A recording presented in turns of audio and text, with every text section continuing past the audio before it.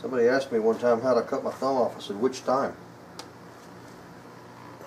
I don't think my inletting is any worse for wear with that bracket being on there. All I did was borrow that hole right there for a little bit and put some spacers in there, so I think we're okay on that. I've cut some wedges, some little form-fitted wedges that I'm going to support this thing with while I run it over the bandsaw, because there are just some things, it's a one-shot deal, there are no do-overs. And if you count on a do-over in some things, you're going to get your feelings hurt. So I'm just going to stick a little piece of tape on here. I can get the tape residue off later. I'm helping a friend of mine do some forming on his house. He's building his own house. He actually has a YouTube channel called I think it's called the Tennessee Frugal Carpenter. He's bought a sawmill, cut his own logs, he's milled his own lumber. He's been working on it now for about a year, and he is he's in the process of forming a wall, his foundation wall for an outbuilding. He's going to build an outbuilding first to store lumber and store tools in. Instead of laying block, he's forming it, and I'm helping him form his walls yesterday. And he's a good carpenter, and carpentry is all I've ever done all my life as well. So we both know when it comes to forming concrete,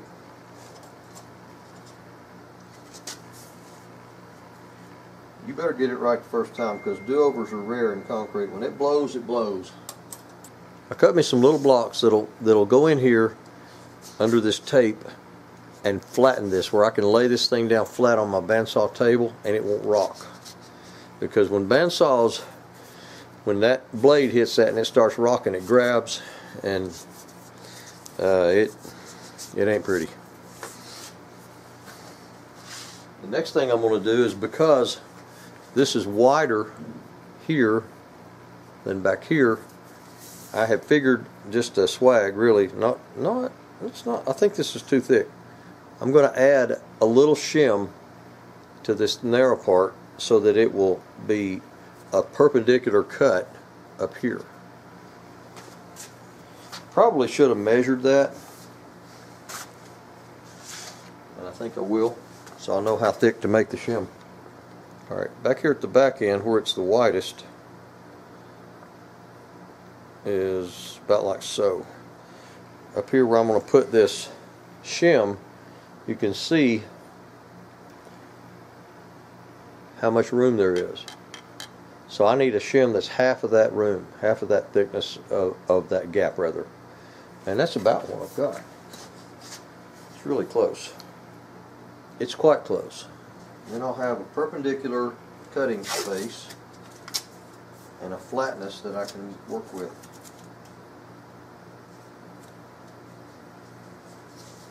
So that's how I'm having to adapt the shape of this stock to run it on a bandsaw after all this shaping's been done.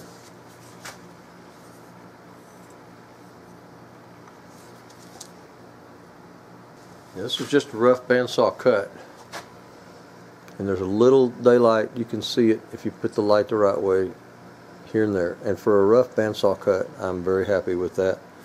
I'm happy with the size of this pad and the shape, because there's very little to have to trim off on either one. The pad has to be trimmed off a little bit on the top sides.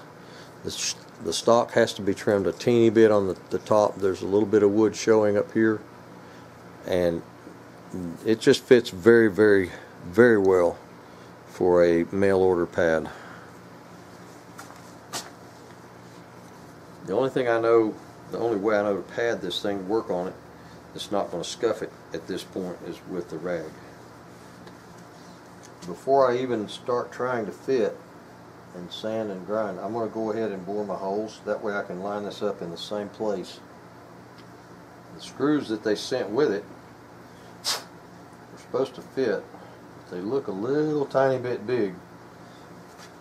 I know I have to bore out the hole to get the thing in there, and then when I get it down in there, I can see if I actually have to relieve the countersink a little bit.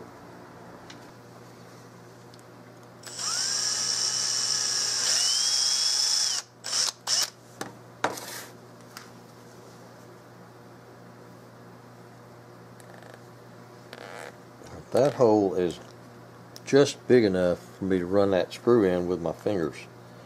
But see how much too proud that screw is than the pad. See, that's just not down in there far enough.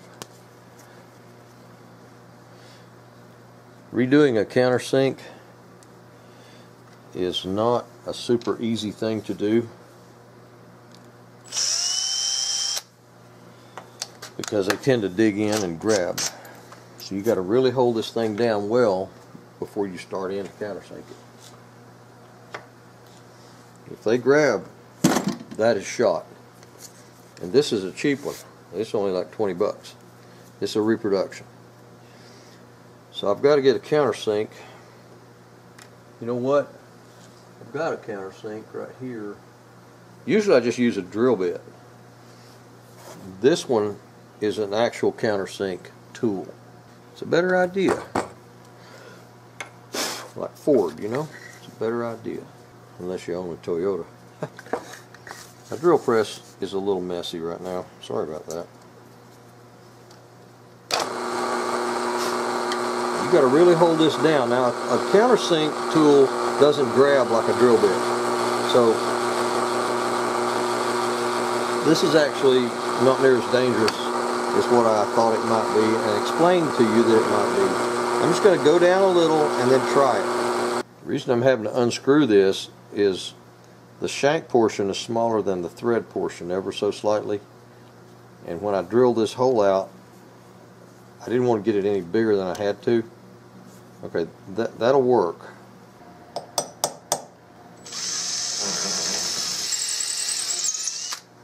When you can get worms like that out of end grain, that's a very sharp drill bit. Since I don't have another practice screw with this same thread, I'm having to use these, and I always like to run my screws in there and cut my threads before I put my caps on, my pads. They go in easier second, third, and fourth time around than they do the first, and I don't take the chance of slipping, a screwdriver slipping off and landing on that pad and scratching it. And if it's going to do it, it'll probably do it on the first pass. That thing didn't splinter much at all. Of course, Turkish walnut is good about not splintering.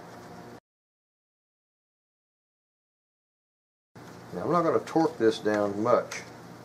I want to see the imperfections. I want to see the light coming underneath there. I'm just going to snug it down. I want to move this plastic. I want to shine a light underneath it and look under there.